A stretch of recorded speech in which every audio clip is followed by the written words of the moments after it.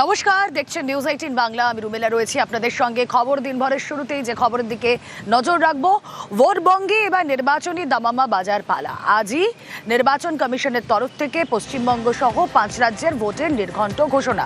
বিকেল 4টায় সাংবাদিক বৈঠক রয়েছে। গতকালই ফুল বেঞ্চ এই সংক্রান্ত বৈঠক সেরে ফেলেছে।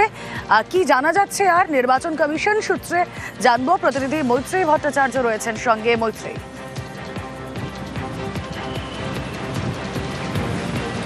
রুবিনা, দেখো, এখনো পর্যন্ত জাতীয় নির্বাচন কমিশনের তরফ থেকে যেটা জানানো হয়েছে যে আজ বিকেল 4টের সময় বিজ্ঞান ভবনে পশ্চিমবঙ্গ সহ 5 রাজ্য এবং কেন্দ্রশাসিত অঞ্চলের নির্বাচনের যে নির্ঘণ্ট সেটা ঘোষণা করা হবে।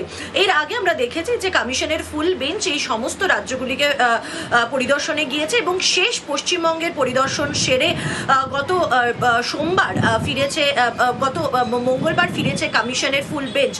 10 তারিখে ফেরার পর তাদের দফায় দফায় তারা বৈঠকে বসে এবং বিশেষত বাংলাকে নিয়ে তাদের বৈঠক বেশি করে তাদের বৈঠক হয়। তার কারণ প্রাথমিকভাবে তারা যেটা আন্দাজ পেয়েছিলেন যে অন্যান্য রাজ্যের এক দফাতে নির্বাচন হলেও বাংলায় 2 থেকে 3 দফা নির্বাচন করতে হবে। ফলে সেই কারণে দাঁড়িয়ে বাংলার দায়িত্বে থাকা যে সমস্ত আধিকারিকেরা রয়েছেন জাতীয় নির্বাচন কমিশনের, তাদের সঙ্গে দফায় দফায় বৈঠক করে এবং যেটা আমরা কমিশনের তরফ থেকে জানতে পারছি যে ইতিমধ্যেই নির্ঘণ্টের সমস্ত কিছু চূড়ান্ত হয়ে গিয়েছে এবং আজকে বিকেল 4টায় চূড়ান্ত নির্ঘণ্ট ঘোষণা করবেন জাতীয় নির্বাচন কমিশনার জ্ঞানেশ কুমার। রুমেলা, বেশ। অন্যদিকে এই রাজ্যে ঠিক কদফায় ভোট হবে এই নিয়ে নানা রকম স্পেকুলেশন চলছে। আমরা দেখেছিলাম 2021-এর বিধানসভা নির্বাচন, তা হয়েছিল 8 দফায়। আমরা দেখেছিলাম যে ভোট শুরু হয়েছিল 27শে মার্চ, শেষ হয়েছিল 29শে এপ্রিল। এবার কি সিচুয়েশন হবে বঙ্গে, এখনো পর্যন্ত সম্ভাবনা কি জানবো। প্রতিনিধি সোমরাজ বন্দ্যোপাধ্যায় রয়েছেন সঙ্গে। সোমরাজ, দেখো, এখনো পর্যন্ত কমিশন সূত্রে যা জানা যাচ্ছে এ রাজ্যে 2 থেকে 3 দফায় ভোট হতে চলেছে, তেমনটাই কমিশন সূত্রে জানা যাচ্ছে। আমরা আগেই জানিয়েছিলাম যে এ রাজ্যে এবার বিধানসভা ভোট সর্বোচ্চ 4 দফায় হতে পারে, অর্থাৎ 4 দফার থেকে বেশি এবারে এ রাজ্যে বিধানসভার ভোট হবে না। কমিশন সূত্রে যেটা জানা যাচ্ছে এবারে বিধানসভা ভোট 2 থেকে 3 দফাতেই হতে চলেছে এবং সেই ভোট 15ই এপ্রিলের পর এবং 30শে এপ্রিলের মধ্যেই শেষ করে দেওয়া হবে। যেটা এখনো পর্যন্ত কমিশন সূত্রে জানা যাচ্ছে এপ্রিল মাসের 3য় সপ্তাহের শেষ দিকে এবং 4র্থ সপ্তাহ জুড়ে ভোট হবে এবং সেক্ষেত্রে 22শে এপ্রিল, 26শে এপ্রিল, 30শে এপ্রিল সম্ভাব্য দিন হিসেবে এখনো পর্যন্ত জানা যাচ্ছে, ভোটের সম্ভাব্য দিন হিসেবে উঠে আসছে এবং ভোট গণনা হতে পারে মে মাসের 1 বা 2 তারিখে বা 3 তারিখে, অর্থাৎ 3 তারিখের মধ্যেই কমিশন চেষ্টা করছে গোটা প্রক্রিয়াটা শেষ করে দিতে। কারণ তুমি জানো এ রাজ্যে বিধানসভার মেয়াদ 7ই মে পর্যন্ত রয়েছে, অর্থাৎ 7ই মে এ রাজ্যে বিধানসভার মেয়াদ শেষ হচ্ছে। তার আগেই নির্বাচন কমিশনকে গোটা প্রক্রিয়াটি শেষ করতে হবে। কিন্তু এবারে ভোটের দফা কমছে, যা আমরা আগেই জানিয়েছিলাম। সর্বোচ্চ 4 দফায় হতে পারে, 4 দফার থেকে বেশি হবে না। কমিশন সূত্রে জানা যাচ্ছে 2 থেকে 3 দফায় এ রাজ্যে বিধানসভা ভোট এবার হতে চলেছে। অবশ্যই সেটা বিকেল 4টের পর স্পষ্ট হয়ে যাবে কদফায় এ রাজ্যে বিধানসভা ভোট হবে।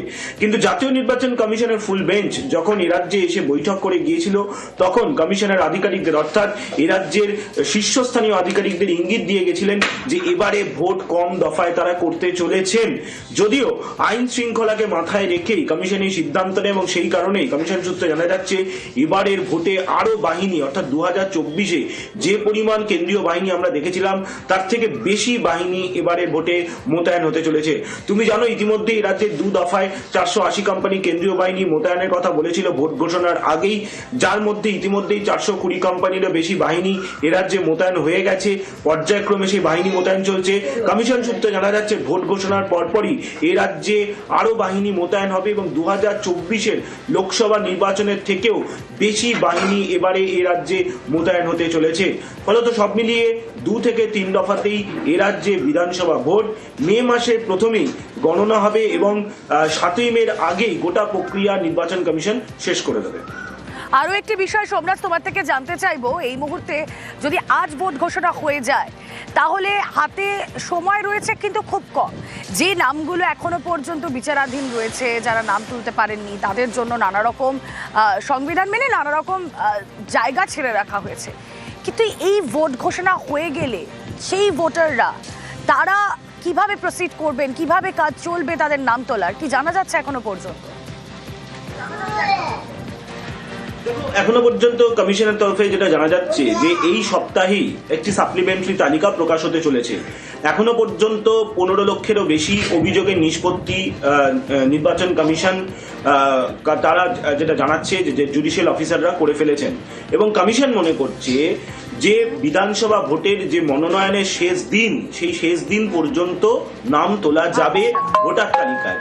এবারে সেক্ষেত্রে কত সংখ্যক নিষ্পত্তি জুডিশিয়াল অফিসাররা করতে পারবেন তার উপরই নির্ভর করবে, কিন্তু প্রথম দফার সাপ্লিমেন্টারি তালিকা এই সপ্তাহে সম্ভবত বৃহস্পতিবারের মধ্যেই কমিশন প্রকাশ করে দেবে এবং সেক্ষেত্রে বুধবার পর্যন্ত যত অভিযোগের নিষ্পত্তি জুডিশিয়াল অফিসাররা করবেন তার মধ্যে কারা বৈধ হলেন, কারা বৈধ তালিকায় জায়গা পেলেন না, গোটাটাই কমিশন বিজ্ঞপ্তি আকারে অর্থাৎ সাপ্লিমেন্টারি তালিকা প্রকাশ করে দেবে। ইতিমধ্যে কমিশনের তরফে সেই সফটওয়্যার তৈরি করা হয়েছে, কিন্তু যেটা আসল জায়গা যে এই 60 লক্ষ ভোটারের যে নিষ্পত্তি জুডিশিয়াল অফিসারদের করতে হবে ভোট ঘোষণার আগে অর্থাৎ ভোট হওয়ার আগে এই 60 লক্ষ ভোটারের অভিযোগের নিষ্পত্তি জুডিশিয়াল অফিসাররা করতে পারবেন নাকি। কমিশনের সূত্র থেকে জানানো হচ্ছে যে কমিশন চেষ্টা করছে যাতে দ্রুত জুডিশিয়াল অফিসাররা এই অভিযোগের নিষ্পত্তি করে এবং সেই জন্য খুব শীঘ্রই আবারও বৈঠকে বসা হবে নির্বাচন কমিশনের তরফে। জুডিশিয়াল অফিসার কলকাতা হাইকোর্টের মাননীয় প্রধান বিচারপতির সঙ্গে তারা বৈঠকে বসবেন। যেহেতু নির্বাচনের দিন ঘোষণা আজই হয়ে যাচ্ছে তাই যাতে নমিনেশনের আগে পর্যন্ত নমিনেশনের শেষ দিন পর্যন্ত যাতে যত সংখ্যক পারা যায় জুডিশিয়াল অফিসাররা অভিযোগের নিষ্পত্তি করে তারা সাপ্লিমেন্টারি তালিকা প্রকাশ করতে চায় এবং সেই কারণেই কমিশন আবারও খুব শীঘ্রই কলকাতা হাইকোর্টের মাননীয় প্রধান বিচারপতির সঙ্গে বৈঠকে বসবেন যাতে যত সংখ্যক সম্ভব সাপ্লিমেন্টারি তালিকা প্রকাশ করতে পারে নির্বাচন কমিশন। এবার একটু আমাদের দর্শকদের ওয়েবকাস্টিং এর বিষয়ে জানাই। এবার বুথের বাইরেও ওয়েবকাস্টিং, বুথের বাইরের ছবিতেও নজর নির্বাচন কমিশন। 2026-এর ভোটে ওয়েবকাস্টিং নিয়ে কড়াকড়ি, এবারই প্রথম বুথের বাইরে ওয়েবকাস্টিং। প্রতি বুথে 2টি করে ক্যামেরায় ওয়েবকাস্টিং, বুথের ভেতর বাইরে 1টি করে ক্যামেরা।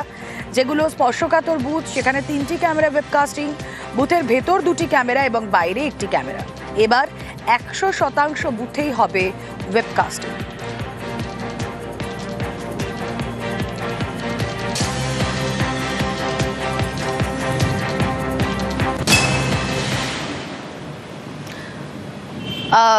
ভোটের বঙ্গে প্রধানমন্ত্রী নরেন্দ্র মোদীর ব্রিগেডের সভা ছিল গতকাল, কিন্তু আমরা কি দেখলাম গিরিশ পার্কে ধুমধুমার পরিস্থিতি। মন্ত্রীর বাড়িতে হামলা, পাল্টা হামলা, ভাঙচুর, এই সংক্রান্ত যাবতীয় আপডেট দেবো একটা ছোট্ট ব্রেকের পর। সঙ্গে থাকুন।